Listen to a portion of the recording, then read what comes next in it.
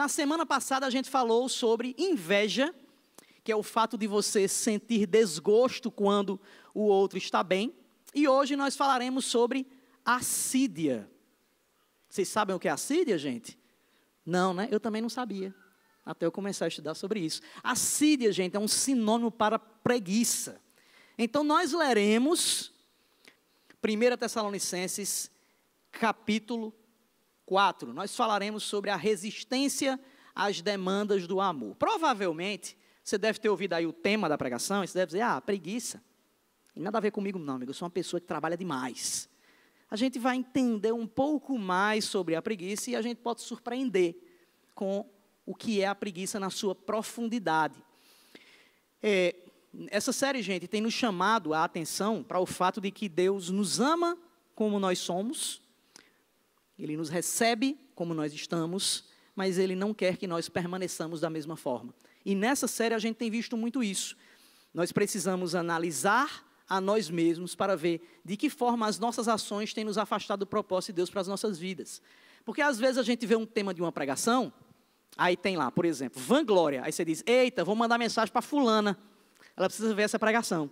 Aí você vê hoje preguiça, aí você faz, eita, tio fulano, tem uma pregação hoje para o senhor, viu? E a gente costuma terceirizar o pecado. Você sempre bota, não, fulano tem um problema nessa área. E na verdade, gente, a intenção é que a gente analise o que essas pregações falam com a nossa vida e não com a vida do outro. Porque aqui é o lugar onde Deus fala conosco para que a gente possa ser alguém diferente lá fora. E quando a gente fala sobre pecado, a gente se encontra com um grande problema, que é como a contemporaneidade, como o secularismo dentro da igreja tem feito com que não se fale em pecado em púlpito. A gente saiu aí de uma era da teologia da prosperidade dentro da igreja, e hoje em dia nós estamos vivendo a teologia do coach, que você vem para cá para se sentir bem, né? Você vem, não, vou lá porque eu vou sair de lá feliz. Gente, aqui não é lugar para você vir sair feliz com a pregação, não. Aqui é lugar para você ser confrontado pela pregação. Porque sempre que a gente se defronta com a santidade da palavra de Deus, nós precisamos sentir a dor do nosso pecado. E a gente olhar para as nossas mazelas e dizer, Senhor, eu preciso mudar. Então nós vamos pedir para que Deus fale conosco. Peça ao Senhor para que Ele fale com você. Por meio dessa palavra, não sou eu que vou estar falando aqui, simplesmente. Eu serei apenas um instrumento do Senhor para falar com nossas vidas. E esse texto falou muito comigo, tem falado muito com os demais pastores, apesar de a preguiça não ser um pecado contra o qual a igreja parece lutar muito. A gente não costuma tratar a preguiça como um pecado hediondo. Você nunca vê, por exemplo, ou pode até ter visto, mas é muito difícil, assim, rapaz, tu soube do escândalo que teve na igreja tal? Não, menino, o que foi? O pastor adulterou, foi? Não, foi não. Vixe, o que foi? O pastor roubou, foi? Não, foi não. Oxe, o que foi? Descobriram que o pastor é preguiçoso. Misericórdia, é mesmo, fulano? É. Menino, que tragédia. Você já ouviu isso, gente, em algum lugar? Não é difícil, né? Porque parece que a preguiça não é um pecado. Parece, às vezes, que quem peca, na verdade, é quem é muito ativo, né? Não é mais ou menos isso, não. Porque você diz, rapaz, olha, se o povo parasse mais de fazer as coisas, eles iam pecar menos. Porque o cara está lá deitado na rede dele, o bichinho, se balançando, né? Está lá, não vai pecar muito, não. Peca muito quem fica, vai não corre demais. E a gente, às vezes, acha, gente, que preguiça é uma coisa que não é nem esse negócio todo. Vai trazer um dano para a vida dele, mas não é uma coisa muito hedionda, não.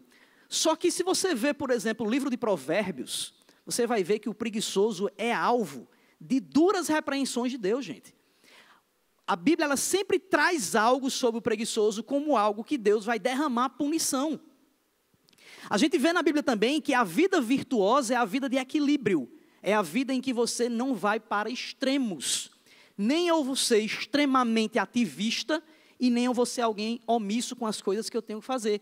E essa pregação de hoje é justamente sobre como eu preciso ter equilíbrio nas minhas coisas, fugindo principalmente da preguiça. Esse homem que escreveu esse texto, o apóstolo Paulo, ele trouxe...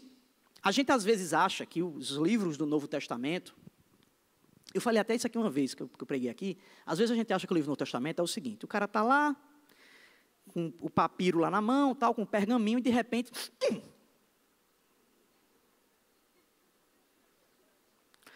o que aconteceu? Efésios. meu Deus, olha, tem um livro da Bíblia escrito. Menino, que coisa. Aí, tá lá, João, por exemplo. Ih!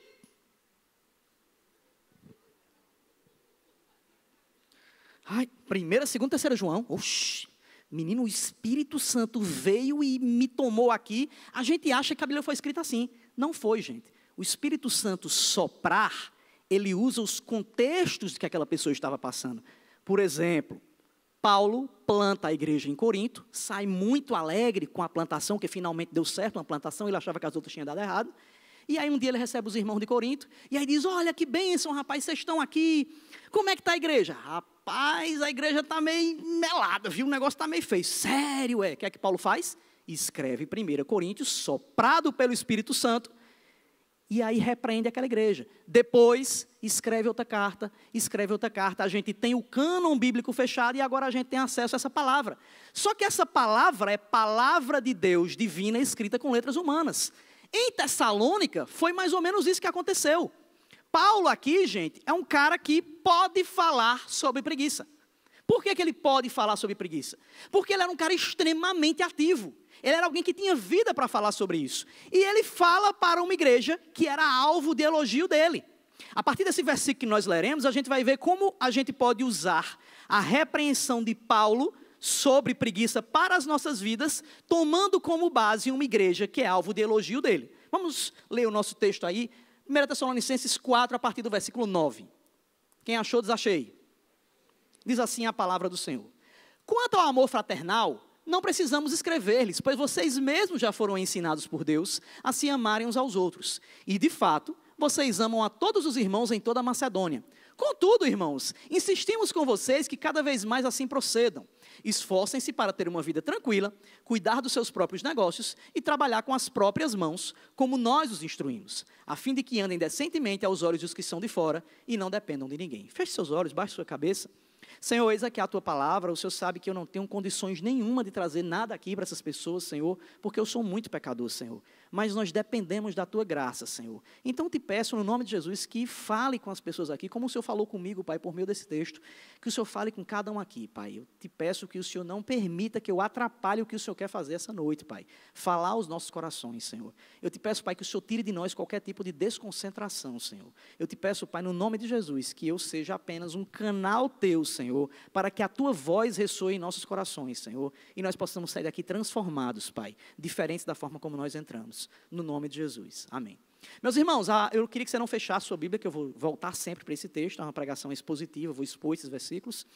A primeira coisa que eu queria que a gente entendesse é que a luta contra a preguiça é sinal de amor a Deus, que se mostra no amor ao próximo. Olha só, Paulo começa dizendo aí, quanto ao amor fraternal, não precisamos escrever-lhes, pois vocês mesmos já foram ensinados por Deus a se amarem uns aos outros. Paulo está escrevendo uma carta aqui, gente, para uma igreja da região chamada Tessalônica, que era uma metrópole, a gente pode chamar isso de uma metrópole da Idade Antiga.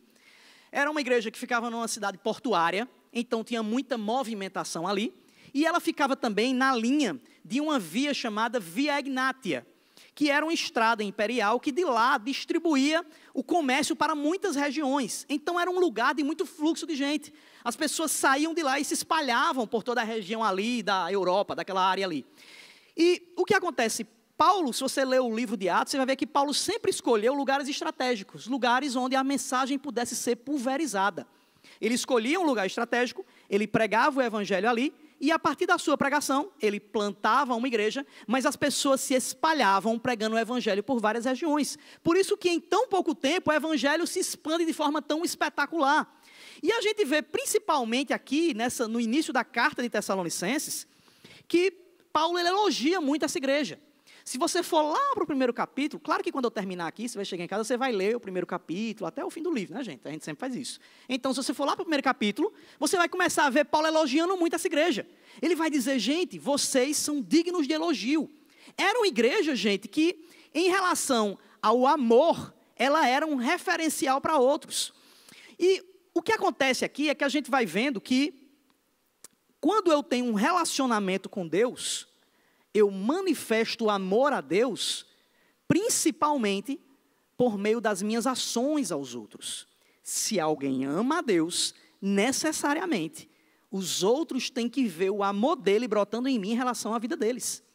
Pessoas que não amam os outros estão demonstrando alguma falha na sua relação com Deus. Porque não existe amor a Deus, a quem não se vê, se eu não amo ao próximo, a quem eu vejo. João falou isso na sua epístola. E essa igreja aqui, gente, a igreja de Tessalônica, era uma igreja que amava a Deus. Só que o interessante é porque Paulo diz, olha, vocês demonstram amor a Deus, vocês demonstram amor aos outros. Só que vocês precisam fazer isso ainda mais. E o interessante, gente, é porque lá no capítulo 5 dessa carta, um pouco mais à frente, Paulo vai dizer que uma demonstração de amor a Deus é a diligência, é o esforço no que faz, é a rejeição à preguiça. Porque a rejeição à preguiça é louvada pelo Senhor. E aqui no começo da pregação, você pode dizer assim, rapaz, essa pregação, tema de preguiça, tem muito a ver comigo, não. Porque eu sou alguém que faz muita coisa. Eu sou alguém que produz muito. Então, a pregação não é para mim. Vamos desenvolvendo o texto aqui, que pode ser que você se surpreenda. Preguiça, gente, é uma demonstração de falta de amor a Deus, porque na preguiça você demonstra desprezo aos outros. Sempre que você deixa de fazer alguma coisa que você sabe que tinha que fazer, alguém terá que fazer aquilo. Deixa eu dar um exemplo.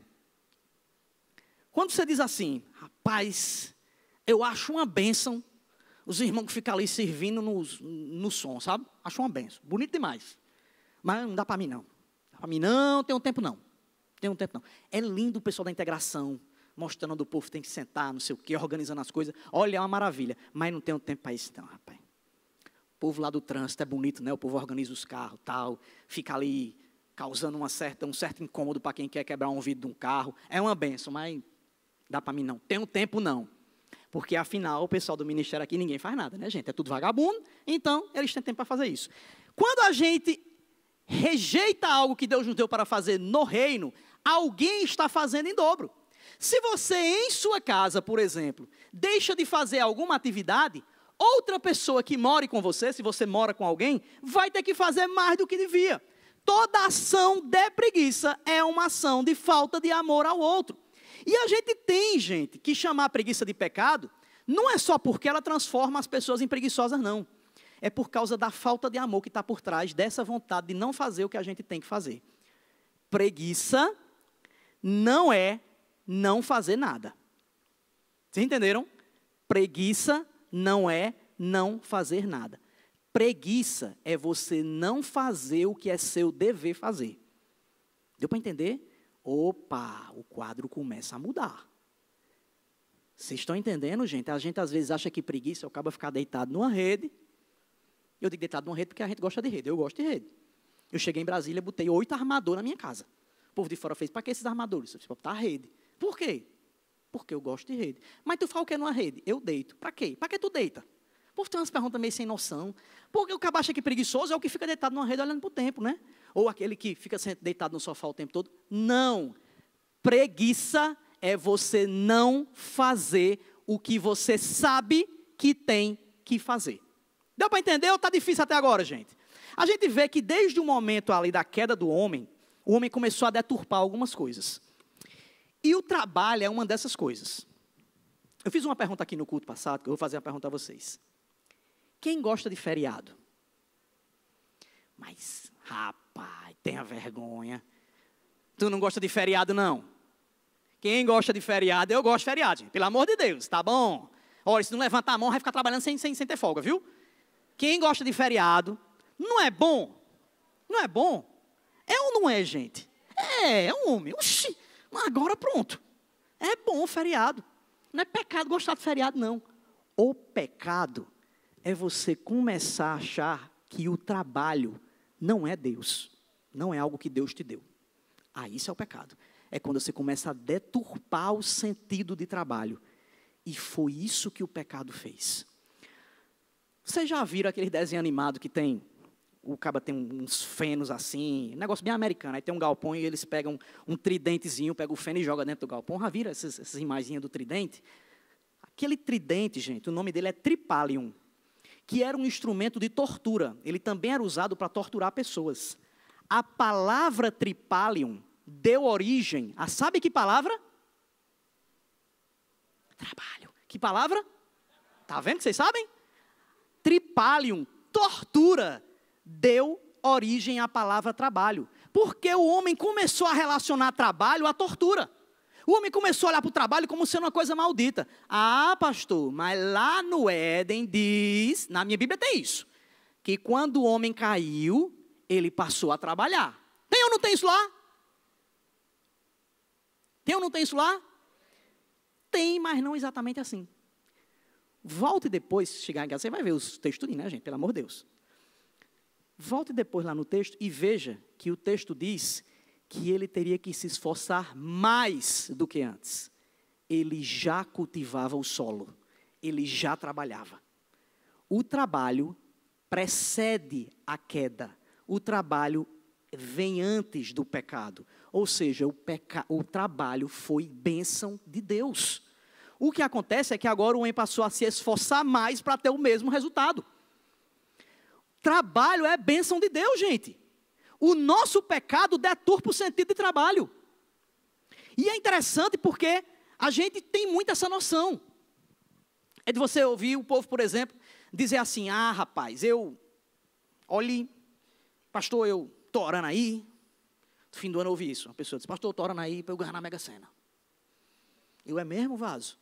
É, pastor, estou orando aí para Deus usar um vaso aí com um número no sonho e dizer para mim, Deus revelar, e eu anoto e vou lá e vou ganhar e eu vou dar o dízimo. Fique tranquilo, vou dar o dízimo, porque eu sou evangélico, cristão, batista e ainda mais protestante. Vou dar meu dízimo, então vai ser bênção, pastor. Amém? Você pergunta para alguém assim, a primeira coisa que tu faz se tu ganhar na Mega Sena, tu vai fazer o quê? O que tu vai fazer assim que ganhar na Mega Sena? Vou deixar de trabalhar, meu amigo. Porque agora eu estou rico. Eu não vou precisar mais trabalhar. É ou não é, gente? Ou é só lá no lado de Brasília que o povo é mais pecador que aqui? Aqui também não é assim, não. O povo não pensa logo nisso. Vou deixar de trabalhar. Porque a nossa noção é que o trabalho não é algo de Deus. E a gente vai se afogando cada vez mais na rejeição do esforço.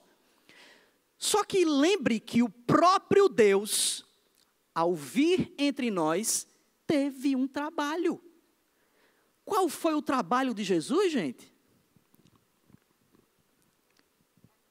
Carpinteiro, né? Na verdade, não é exatamente carpinteiro. A palavra que tem lá é a palavra tecton, que significa alguém que trabalha com construção. A palavra em grego, para o que foi traduzido pelo o ofício de Jesus, é tecton. Lembra de alguma coisa quando você vem tecton na cabeça? Arquitecton. Não é tecton, né? Mas arquiteton vem disso. Arque vem de principal ou de princípio e tecton vem de construtor. O principal construtor. O arquiteto vem disso, é o construtor principal. Jesus trabalhava com algum tipo de obra, provavelmente fazendo colunas para casas, com madeira, ou então na parte de pedras. O que se sabe é que ele trabalhava com algo de obra. Algumas pessoas chamam de carpintaria, mas a palavra é a mesma para construtor. Jesus tinha um emprego para mostrar para a gente que o próprio Deus teve a ação disso. Então nós precisamos olhar para o trabalho, gente, não como instrumento de tortura, mas como instrumento de bênção de Deus. Só que o próprio cristianismo, o próprio cristão, começa a deturpar esse sentido. E Deus nos deu o trabalho como forma de ser bênção. Só que a gente se desvia disso, sabe por quê? Por que a gente fica tão feliz com o fato de não trabalhar? Porque a gente é preguiçoso. Deixa eu dar outro exemplo. A deturpação do conceito de família. Eu estava conversando com um irmão, uma vez, lá em Brasília. Aí o irmão disse, pastor, o senhor tem quantos filhos? Eu disse, 3. Mas vai parar por aí, né, pastor? Oxi, agora pronto, tu paga minhas contas, é bonitão. Não, vou parar agora porque Eleanor dos Santos Andrade está dizendo para eu não ter mais filho. Não, pastor, porque dá muito trabalho. Tu nunca ouviu isso? Quem aqui já ouviu? Filho, dá muito trabalho. Dá trabalho. Tudo que é valioso dá trabalho, gente.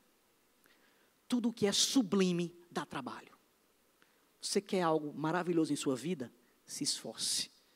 Você quer algo abençoador na sua vida? Se esforce. Quer ter um casamento abençoador? Vai dar trabalho. Porque tu tem que rejeitar as tuas vontades, meu amigo. Eu tenho 3 filhos, né? Estamos aí trabalhando, né? Quem sabe vir mais. E eu sentei com os 2 mais velhos, né? Eles já estão aí na idade adulta. Um tem 10, o outro tem 7. Já estão aí. Já passei emancipado daqui a pouco. E eu sentei com os 2 mais velhos. O outro não entende muita coisa ainda. E eu disse, Daniel e Pedro, a gente sempre faz um negócio lá em casa, que é o Deadflix. Para quem não sabe inglês, né? Dead significa pai. Flix significa flix, eu não sei o que significa. Mas não tem o Netflix, eu tenho o Deadflix, que é a Netflix do pai. Aí eu faço assim, eu chego para eles e conto uma história bíblica com as coisas de hoje em dia. Aí eu boto um bocado de personagem, boto um caba que é gago, boto outro que não sei o que, tal. E conto uma história da Bíblia. Aí eles se acabam de rir, depois eu leio o texto para eles entenderem que texto da Bíblia é aquele. E aí um dia eu terminei o Deadflix com eles. Aí eu disse, Daniel, Pedro, eu estou treinando vocês para uma coisa. Aí ele, sério, pai, para quê? Eu estou treinando vocês para que vocês sejam agentes de transformação no mundo. Aí eles, caramba, pai, que massa, o que é isso? Aí eu disse, cara, é o seguinte, vocês vão ser usados por Deus para abençoar pessoas. Vocês vão ser usados por Deus para fazer com que gente conheça Jesus. Vocês vão ser usados por Deus para libertar pessoas que estão presas espiritualmente. Vocês vão ser usados por Deus para ensinar pessoas que mentem a falar a verdade. Vocês vão ser usados por Deus para mostrar o que é família. E sai dizendo várias coisas e eles, caramba, que massa. Dá muito trabalho, gente. Dá muito trabalho. Sabe por quê? Porque criança é bicho pecador. Tu não precisa ensinar uma criança a botar um garfo na tomada, não. Ele vai botar sozinho. Tu não precisa pegar. Toda vez que falo isso, dá um ódio no coração. Pegar uma caneta e riscar teu sofá todo, não. Olha como eu fico me tremendo. Você não precisa ensinar a criança a fazer as coisas erradas, não. Ele vai fazer sozinho porque ele é pecador. E dá trabalho cuidar de pecador. Olha Deus contigo. O trabalho tu não dá a Deus. Aí tu quer que o filho também não seja assim, não? Só que é muito poderoso você poder olhar para a criança e dizer, caramba, meu amigo. Eu mostrei uma foto há pouco para uma pessoa ali dentro da sala, de meu filho de 2 anos, na hora da oração, orando. A gente vai orar em casa, eu digo, vamos orar? Ele tem 2 anos, ele curva a cabeça, fecha os olhos. Ele não sabe o que está fazendo. Mas ele já entendeu que tem alguém ali naquele lugar. Eu estou treinando meus filhos para entenderem que existe um Deus grandioso, a quem a gente presta conta da nossa vida e que nós precisamos glorificar Ele. Isso dá muito trabalho e a sociedade atual não quer que você viva isso. As pessoas estão deixando de constituir família por causa de preguiça de cuidar de seus filhos. Porque pais não querem pastorear o coração de seus filhos. Mães não querem ter mais o trabalho de educar os seus filhos. A gente está cada vez mais, por causa da preguiça pecaminosa, deixando de vivenciar as maiores bênçãos de Deus em nossa vida. Eu estava pregando para pastores em determinado estado, e tinha mais de 100 pastores ali ouvindo a palavra, e enquanto eu falava sobre o pastor valorizar a família, tinha um pastor muito idoso na frente, chorando muito, um pastor muito idoso não, um pastor idoso. E aí eu saí, quando terminou, disse, cara, quem é aquele pastor? Ele fez, cara, esse pastor, cara, plantou uma igreja aqui, há um tempo atrás, há alguns anos, e depois de um tempo, a esposa dele chegou para ele e disse, estou indo embora, voltar para a nossa região, eu não aguento mais, meus filhos não aguentam mais a sua ausência. Plantou uma igreja no lugar, a igreja frutificou. Gente, eu posso ser um pastor top, eu posso ser um grande pregador, um grande professor, um grande teólogo, sei lá. Pessoas podem se converter a centenas. Eu posso jogar essa água aqui em cima e sair curando com água benta, né? Porque eu sou padre. Sair curando aqui o povo, aqui, à torta, à direita, expulsar demônio, fazer tudo, meu amigo. Se a minha família não me vê como o pastor deles, meu ministério fracassou. Porque isso é o que nós temos de mais precioso na vida. E a sociedade está ali ensinando a deixar o que é mais valioso que existe por causa de uma preguiça maldita de fazer o que você deveria fazer. Cada vez mais, essa coisa diabólica tem entrado em nosso meio. É de eu estar lidando com um jovem de Acaba de 20 e poucos anos, 30 e poucos anos. Não saí de casa não. Estou morando com meus pais. Por quê? Não, porque eu amo muito meus pais. Caba, safado, é preguiçoso, rapaz. Quer viver às custas de teu pai, tu não arruma um emprego. Não, é porque eu preciso cuidar deles. Agora na velhice, meus pais já têm 55 anos. Caba, safado, rapaz. Eu falei isso aqui uma vez lá no Ceará, eu sou do interior do Ceará, né? Quando o povo está com raiva de alguém, faz...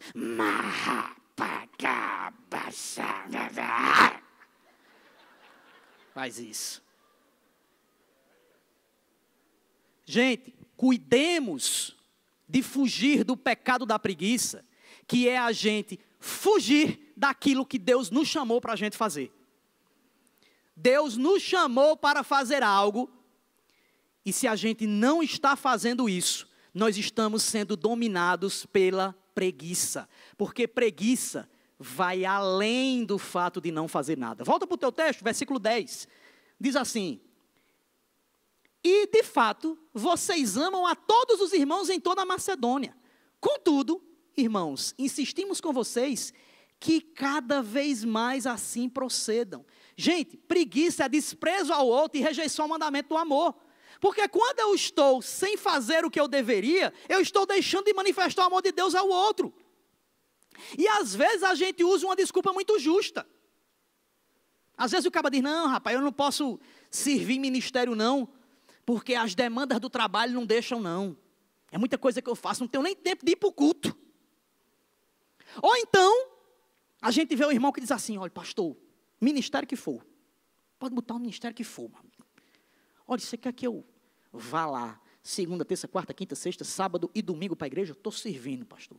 Mas meu irmão, tu tem 3 meninos pequenos. Pastor, eles sabem. Eu fico emocionado quando eu falo isso, pastor. Que em primeiro lugar vem o reino de Deus e a sua justiça. E as outras coisas serão acrescentadas. Ó, pastor, eu fico todo assim me tremendo arrepiado. Olha que bênção. Deus quer me usar no ministério, pastor. E a tua família que se exploda, né, infeliz? Muitas vezes nós usamos uma desculpa justa de servir ao Senhor para não fazer o que devemos fazer. Isso é preguiça, é um pecado asqueroso, gente. Isso é asqueroso para Deus. Preguiçoso não evangeliza, porque não quer ter o trabalho. Preguiçoso não discipula, porque não quer ter o trabalho. Eu falei no outro culto que uma vez eu estava no MSN. Quem é da época do MSN, gente? Por favor, aí para não passar vergonha aqui. Vocês sabem, graças a Deus. Achei que eu era da muito tempo atrás. Foi agora um negócio MSN recente. O pessoal mais novo não conhece, mas é de agora. Antigamente no MSN é um negócio tipo WhatsApp, só que diferente. É um WhatsApp diferente. E lá tinha um negócio de você entrar invisível. Vocês lembram disso? O povo velho aí, lembrando, né? É, meu amigo. Você entrava invisível, mas ninguém sabia que você estava lá. Aí eu entrava, ficava trabalhando, deixava o negócio aberto e só ia conversar com Sabrina, que eu estava paquerando com ela, né? Dizendo, a paz do Senhor, varoa valorosa. Ela, está online? Para você eu estou. Que meigo. E aí, o que eu estava falando? Eu penso em Sabrina, eu fico... sim, aí eu estava lá, eu entrei. E um dia eu entrei e ficou online. Eu entrei online sem perceber. Aí, apareceu lá e falou, ei, não sei o que, não sei o que. Eu, eita, rapaz, e agora eu fugi desse povo aqui, eu fazendo um bocado de coisa, trabalhando. Aí, uma irmãzinha disse assim, pastor não chamava de pastor na época. Ela dizia, Saulinho, não sei por que chamava de Saulinho. Saulinho, eu estava querendo falar contigo há 3 meses. Eu digo, menina, há 3 meses? Ela, porque eu não te via, não sei o quê, eu estava esperando para entrar aqui. 3 meses que eu estou tentando falar contigo. Eu, por quê? Aí ela, rapaz, é porque é o seguinte, tem um caba que está paquerando comigo, há 3 meses, e esse caba é da Testemunha de Jeová. É do mormonismo, não lembro, de alguma seita. É da Testemunha de Jeová. E eu queria, era mormonismo, é do mormonismo, e eu queria saber se esse negócio é bom ou ruim e tal. Aí eu disse, amada da minha alma, serva bendita do Senhor, tu está na internet, né? Tem um negócio, já tinha nessa época, chamado Google. Google, bota lá, Google. Você clica nesse negócio, aí você bota lá, mormonismo. Aí dá enter. Vai aparecer o que é que eles são e no que creem. Aí tu pega o que tu crê e compara. Aí ela, mas é porque contigo era mais fácil. 3 meses, varoa valorosa. Minha irmã, sabe por que tu não fez isso? Ela, por quê? Eu falei, porque tu é preguiçosa. Nós somos assim, gente. Quando a gente não quer entender mais a palavra de Deus, nos escorando em outros, não tem problema, gente, você chegar para um pastor e tirar dúvida, não. Não tem problema nenhum. Pastor Igor ali faz, pastor Igor, eu estou com uma dúvida aqui sobre um assunto. Minha irmã, pronto, veja isso aqui. Tem um texto na Bíblia que fala mais ou menos assim, procure lá, tal. E a gente dá uma indicação para você ir. Não tem problema nenhum você tirar a dúvida. O problema é quando você não desenvolve o seu conhecimento sobre quem Deus é, porque isso é a coisa mais importante na tua vida, meu irmão. Como é que eu vou viver na desnutrição espiritual por preguiça? Isso é preguiça, gente. É gente que... Minha mãe é uma mulher de oração, minha mãe e meu pai, sabe? Estão orando o tempo todo. E aí uma vez uma irmã aqui disse para mim, pastor, eu acho uma bênção Verinha. Aí eu, minha irmã, ela é uma bênção. Às vezes ela é meio braba, mas ela é uma bênção. Apanhei que só dela, rapaz. Mas é uma bênção ela. Aí eu, por quê? Ela fez, rapaz, porque ela é uma mulher de oração, pastor. Né, minha irmã? Olha, pastor, eu acho muito bonito. Toda hora que eu falo lá, peço uma oração, eu vou orar agora, nossa oração agora. Ela está toda orando. Minha irmã, ela é uma mulher de oração. Ela pastor. Eu disse, e por que tu não é assim, minha irmã? Ela, hã? Eu fiz, por que tu não é assim? Ela fez, tá. Não, irmã, por quê? Ela, tá. Tá, pastor, tá.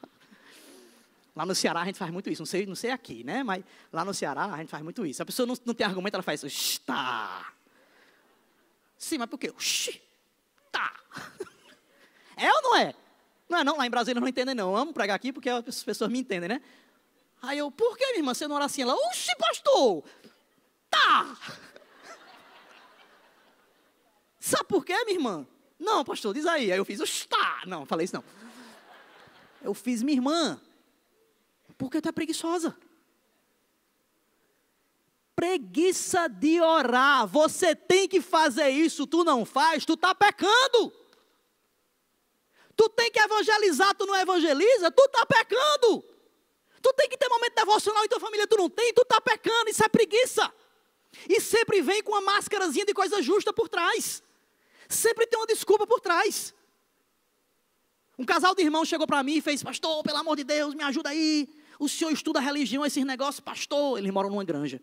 Pastor, a chácara de frente à granja, de frente à nossa, agora é um terreiro de macumba, pastor. Se está com os tambor tocando lá na sexta-feira, pastor, uma agonia, pelo amor de Deus, pastor. Vamos orar para esse negócio sair de lá, pastor. Que a gente sabe que o pessoal que pratica esse tipo de prática, a Bíblia diz que são práticas pecaminosas, com todo respeito à prática deles, mas, como aqui é um púlpito, eu vou dizer, esse tipo de prática é uma prática que Deus abomina.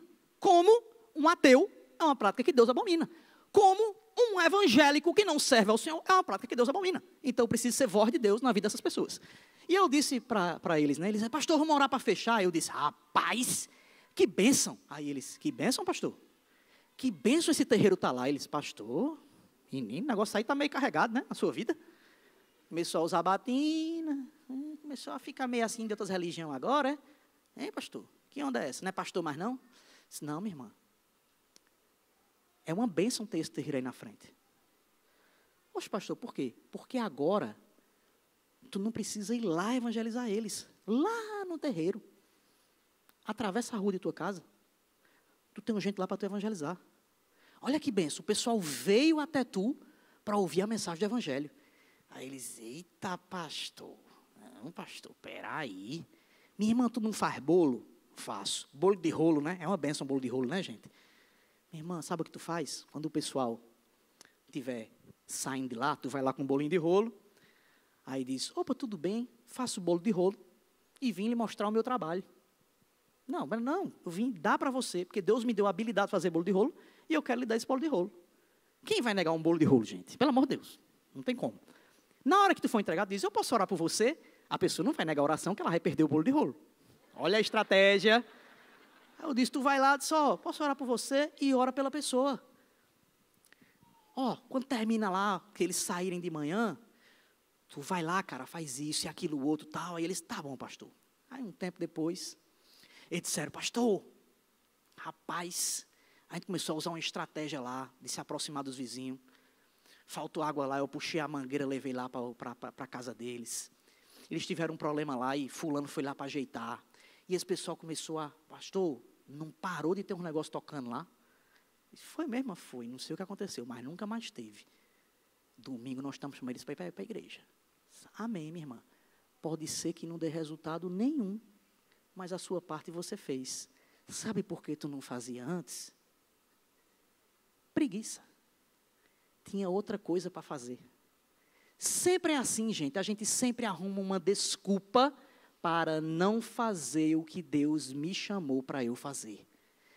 Se você não está sendo luz de Cristo no seu trabalho, se no seu trabalho você não é excelente, a sua preguiça é diabólica, porque você está manchando a imagem de Deus na sua vida. Se você não é alguém que as pessoas já digam, caramba, velho, o trabalho de fulano, o cara é excelente no que faz, ao invés de ser um incompetente. Deus não te chamou para você ficar no seu trabalho, a paz do Senhor a todo mundo, glória a Deus, amém? Vou sentar aqui agora porque eu vou ler a minha Bíblia. Quando eu terminar de ler a Bíblia, vou colocar louvores a Deus. Depois disso, terei um momento de devocional, quem quiser participar pode vir ler comigo. Depois do almoço, nós teremos mais um momento devocional. Às 2:30 da tarde, terei mais louvores. E às 3:30 da tarde, teremos mais um momento devocional. Às 5 da tarde, orarei por todos. E tu vai trabalhar, não é? Deus te chamou para você evangelizar o povo do seu trabalho. Mas você sendo o mais produtivo que tem lá, meu amigo. Porque você é a boca de Cristo naquele lugar, rapaz. As pessoas têm que olhar para você e dizer, cara, esse cara é excelente como Jesus era. Só que a gente vive numa dualidade, gente. É o que é de Deus e o que não é de Deus. É a irmã que chegou para mim e fez, eita pastor, é uma bênção ser pastor, né? Por quê? Porque o seu trabalho é para Deus. Eu disse, e o teu não é não? O teu trabalho é para Deus. Ou não é? Você é voz de Deus no teu trabalho, meu amigo. Se eu não faço isso, eu estou sendo preguiçoso. As pessoas preguiçosas não se movem para fazer o que Deus quer. E o que não se move atrofia. Fica deitado na cama, não sei quanto tempo, tu vai ver que tu vai se atrofiar. O que não se move para fazer o que Deus quer vai atrofiar. E vai ter consequência, gente. Essa palavra assídia que eu falei no começo, é um nome mais desconhecido para a preguiça. Se a gente for buscar a tradição cristã para as raízes desse nome, ele vai estar mais ligado a ser preguiçoso em relação às demandas do amor do que ao trabalho. O preguiçoso era chamado aquele que não amava os outros. Porque se você não faz o que devia fazer, você está negando o que Deus quer fazer na tua vida e não está cuidando dos outros com tua ação. Eu estava falando sobre isso com um irmão que está lendo o livro e tal. E aí eu conversando com ele sobre esse capítulo da preguiça. Aí enquanto eu falava, ele fez, pastor, rapaz, caiu a ficha no negócio comigo agora. Eu disse o que foi? Ele disse, cara, eu achava que eu não era preguiçoso. Mas tu falou uma coisa agora, eu falei com ele sobre uma coisa de família, ele disse, eu estou sendo preguiçoso com meus filhos. Por quê? Porque eu chego em casa e os meus 2 meninos pequenos, a coisa que eles mais amam fazer é jogar bola comigo. Coisa que eles mais, pai, vamos jogar bola comigo e tal. E eu geralmente digo assim, não, bora assistir um desenho. Porque eu sento com eles, boto um braço aqui, outro aqui, eu estou sendo pai, né? Estou aqui, eu tiro o meu cochilo, eles estão ligados na tela, então não estão nem percebendo que eu estou cochilando. Terminou, eita, que legal, não foi? Está com o papai? Eita, que bênção. Não, meu amigo. E ele disse, cara, eu estou perdendo o privilégio de gastar a minha energia com o que vale a pena. Com meus filhos. Os seus filhos não se lembrarão dos presentes que você dá a ele, não. Os seus filhos não se esquecerão do tempo que você tem com eles, fazendo eles felizes. Ter família estruturada tem que ter esforço. Um casal estruturado tem que deixar a preguiça de lado, porque você vai renegar aquilo que te faz sentir bem, aquilo que te dá maior conforto, para que teu casamento seja abençoado. Se você é preguiçoso na sua relação com sua esposa, com seu marido, com seu noivo, enfim, se a sua preguiça está à frente, aquilo será destruído, gente. Nós precisamos ser diligentes, porque isso é bênção em nossa vida. Se nós não fazemos isso, nós receberemos a punição disso, gente. Isso é um vício espiritual. Versículo 11, diz assim, ó, sobre a diligência ser manifestação da ação de Deus na vida dos que amam a Ele. Diz assim, ó, esforcem-se para ter uma vida tranquila, cuidar dos seus próprios negócios e trabalhar com as próprias mãos, como nós os instruímos. Gente, ser preguiçoso não é ser omisso, não. Ser preguiçoso é ser proativo para travar a ação do Espírito Santo na tua vida. É você agir para bloquear o que Deus quer fazer na tua vida. É isso que a preguiça faz, gente. E o que é que nos faz mudar a postura, gente? É a convicção que o que nós temos e o que nós somos é graça de Deus. Então eu preciso ser grato a Ele com minhas ações. Eu fiz uma pergunta aqui no culto passado, vou fazer aqui agora. Levante a mão, só quem está dentro dessa categoria que eu disser. Levante a mão, quem aqui nesse momento, por favor, seja sincero. Não vá, você vai ter que trabalhar agora aí a sua falta de preguiça. Levante a mão, quem aqui esta noite está nesse momento entubado em um hospital, respirando com a ajuda de aparelhos? Quem aqui, tá? Alguém aqui que está nesse momento assim? Ninguém? Do lado de cá? Ali em cima? Ninguém? Tá, vamos para outra. Quem aqui sabe, vai ter que levantar a mão agora, sabe, quem estiver nessa condição, que terá o que comer de hoje para amanhã? Olha, que bênção. Quem aqui no caminho para cá foi atropelado e veio todo engembrado para cá assistir o culto? Isso é milagre, gente. Ou não é? O fato de você saber que vai ter um dormir mais tarde não é milagre, não? O fato de você agora não estar em uma UTI não é um milagre, não? O fato de você saber que não vai passar fome não é um milagre, não? Eu estive com o pastor Moisés em um dos países mais pobres do mundo. E lá eu vi gente que não se esforçava para ajudar outra pessoa. A gente foi descarregar umas coisas de um caminhão, ia passando um rapaz, eu disse, ajuda a gente aqui. Aí ele disse, eu vou ganhar o que com isso? E eu pensei, caramba, porque esse cara, rapaz, que atitude egoísta. E aí o cara fez, vou lhe dar um pacote de tal coisa. Quando terminou, eu fiz, por que esse cara fez isso? Ele fez, não, pastor, é porque esse cara, ele sabe que se ele fizer um esforço, ele está gastando energia. Ele tem que substituir isso com algum alimento. Então ele faz o cálculo, se eu me esforçar, eu preciso ter alimento para repor minha energia. Esse cara come uma vez por dia, pastor. Ele come um punhado de arroz por dia.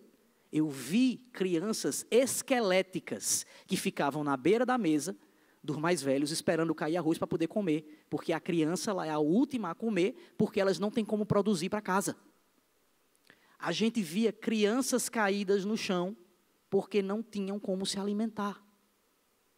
E a gente olha para essa realidade nossa e começa a murmurar. Glorifiquemos a Deus pelos ordinários da nossa vida e não pelos extraordinários somente. Porque a gente é muito de, olhe, glória a Deus porque eu passei no concurso. Amém. Glória a Deus porque eu fui curado e não sei o quê. Amém. Só que glorifica a Deus também pelo fato de você estar aqui. Porque em outro país que eu estava também coincidente com o pastor Moisés, quando a gente desceu no aeroporto, um irmão nosso tinha sido preso e foi morto no outro dia, porque descobriram que ele era evangélico e lá não pode ser evangélico. E você está em um lugar que publicamente você pode cultuar o Senhor. Não glorificar a Deus é preguiça espiritual. Sejamos gratos a Ele pelo que Ele já nos dá, para que a gente murmure menos e seja mais glorificante a Deus nas nossas ações. Isso é ser ativo no reino.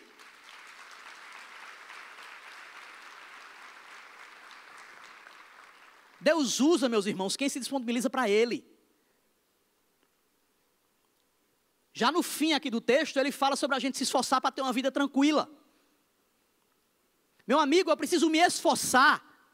Eu preciso agir para que eu possa ter uma vida melhor no futuro, para que eu tenha mais tranquilidade. Paulo fala sobre isso. Se esforce para não depender dos outros. Boa parte dos problemas de saúde que nós lidamos hoje em dia vem da nossa irresponsabilidade com nossa saúde. Não todos, mas boa parte vem disso. É muito melhor, é óbvio, para mim, para o meu prazer, eu estar deitado no sofá, do que eu estar caminhando em volta da minha casa, para fazer exercício físico. É muito mais cômodo. Lá em Brasília, às vezes eu estou trabalhando, aí eu levanto e olho para a bicicleta e faço, eu preciso pedalar, Senhor. Oh Deus, preciso trabalhar, Senhor. Está se afastando de mim, Deus vem até mim. Aí Deus faz, caba safado, quer ficar doente, rapaz? Entendi, Senhor. Eu preciso fazer algo para no futuro não estar, oh Deus, porque eu estou nessa cama de hospital. Boa parte dos problemas de saúde é porque você não cuida do templo do Espírito Santo. Isso é pecado. Se você não cuida de sua saúde, você está pecando. A preguiça faz isso, gente, e vai ter consequência. Por fim, no versículo 12, nós vemos a vergonha pública que a preguiça promove ao gente depender dos outros. Ele diz assim, ó, a fim de que andem decentemente aos olhos dos que são de fora e não dependa de ninguém. Gente, preguiçoso não é simplesmente alguém que não faz nada. Lá em Provérbios 24, 30, ele diz que preguiçoso é o que é proativo. Tá, como assim, pastor? Preguiçoso é o proativo? É aquele que age para fazer o mal. Aí você diz assim, pastor, peraí, no começo da pregação, eu achei que essa pregação não era para mim porque era de preguiça. No meio da pregação eu disse, essa pregação é para mim, porque é para quem não está fazendo, tem que fazer. Só que agora você está dizendo que preguiçoso é quem age para o mal, e eu não faço o que é mal, eu não fico correndo para fazer o mal. Aí é onde está. Eu gosto quando a pessoa faz assim, né? Aí é onde está. Sempre uma discussão que a gente faz, aí é onde está, é massa, né? Que fala, eita rapaz, tem uma novidade. Aí é onde está. Agir para o mal é quando você não faz o que Deus quer que você faça. Aí você está sendo ativo para o mal. O que é o mal? É a ausência da ação de Deus. Deus não precisou criar o mal. Simplesmente basta ele não estar em um lugar que o mal se manifesta. Porque o mundo está tomado pelo pecado. Quando você toma a frente nas coisas, o mal prevalece. Porque eu sou a parte escura daqui, lembra? Do ensino da Clérgima, eu sou essa parte escura. Quando eu tomo a frente, o mal prevalece. Quando o Senhor toma a frente, a parte branquinha aqui, o bem se manifesta. Um reformador dizia que tudo aquilo que você faz de bom é a ação de Deus por meio de você. E tudo que você faz de mal é a sua ação mesmo. Então eu preciso fazer com que a ação de Deus seja manifesta. E a ação de Deus é manifesta quando eu renuncio à minha vontade. E a preguiça é justamente eu fazer a minha vontade, gente. Mas Deus sempre mostra a punição como consequência da preguiça, gente. A gente vê sempre na Escritura. Se você botar preguiça, você vai ver que sempre tem uma punição para a ação do preguiçoso. É como aquela fábula de Êxopo. Que está as formigas lá trabalhando na época do inverno, ou na época do verão, e a cigarra está fazendo o quê? Cantando. Por isso que o louvor é punido por Deus, não tem nada a ver. A cigarra está lá cantando tal, e as formigas trabalhando. Aí chega o inverno, né? E a cigarra faz, e agora? Eu não tenho comida. Vai na casa das formigas, né? Bate na porta lá, né? Enfim, na entrada do formigueiro. E diz, olha, eu preciso de alimento. E as formigas perguntam, o que tu estava fazendo enquanto a gente estava trabalhando? Aí a cigarra diz, eu estava cantando. Aí a formiga responde, então agora tu vai dançar. E fecha a porta. A preguiça tem consequência. Se nós rejeitarmos o que Deus nos chamou para fazer, nós estamos cuspindo na graça. Se você rejeita ser a mão de Deus no mundo podre, você está rejeitando a salvação em Cristo. Você está rejeitando o sofrimento dessa cruz. O sofrimento da cruz foi para que nós pudéssemos ter o privilégio de falar sobre a salvação que ela proporciona. Nós fomos resgatados do mar do pecado, estávamos mortos em nossos delitos e pecados, mas para sermos agentes de transformação. Você não foi salvo, gente, para vir sentar aqui e ficar ouvindo pregação, não. Você foi salvo para ser pastor do coração de seus filhos, pastor do coração de tua esposa, para ser o melhor no seu trabalho, para ser o melhor entre os seus vizinhos, para ser aquele que ama, para ser aquele que as pessoas digam, cara, esse cara tem uma coisa diferente, essa mulher tem algo diferente, essa mulher é mulher da oração, essa mulher ama a Bíblia, essa mulher cada vez mais quer conhecer sobre o Senhor, quer falar sobre o Senhor. Você foi chamado para isso. Aqui é só o lugar onde a gente se abastece, para transformar o mundo. Para isso a gente foi chamado, gente.